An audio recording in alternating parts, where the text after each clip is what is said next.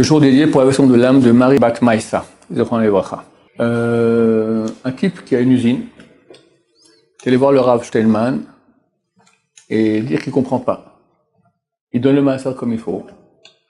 Il fait beaucoup d'efforts pour faire tout comme il se doit bien, mais les affaires ne vont pas. C'est un peu difficile.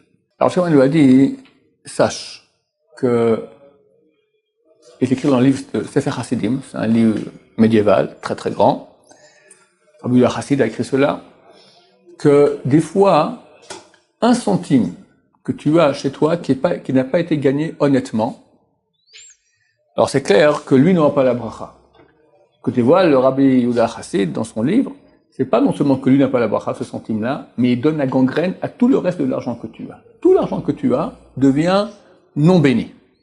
Des fois, quelqu'un, il fait des efforts, et il devrait recevoir beaucoup d'argent.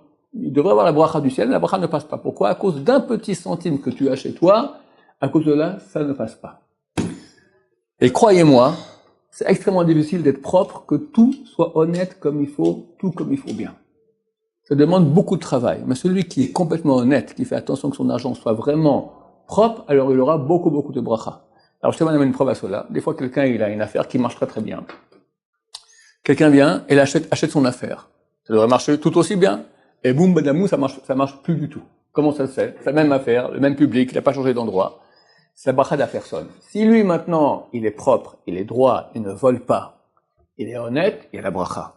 Il magouille, il vole, il ment. Au début, il gagne mieux. Bien sûr.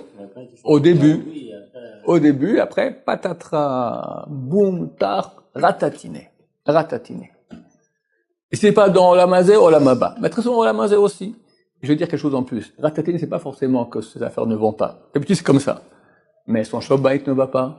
Ses enfants partent en cacahuète. C'est écrit que lorsqu'on nourrit nos enfants avec de l'argent qui n'est pas honnête, leur chair grandit mal. Avec de la toum'a. Parce qu'ils sont nourris de nourriture qui est pas honnête. Donc, même leur corps, il est plein c'est un morceau de vol. C'est un résultat de vol. Misken. Qu'est-ce qu'il a fait pour le garçon? Et tu comprends qu'avec un corps de vol qui a été nourri par du vol, le type il peut pas aller droit. Et il quitte la Torah, il fait des tas de bêtises, et on comprend pas pourquoi. D'accord? On se rend pas compte de l'impact négatif des choses. Je vous rappelle que le déluge a été signé parce que les gens volaient. Aujourd'hui, je veux pas trop parler, mais je parle quand même. À l'époque du déluge, il y avait 2 grands péchés. La débauche sexuelle et le vol.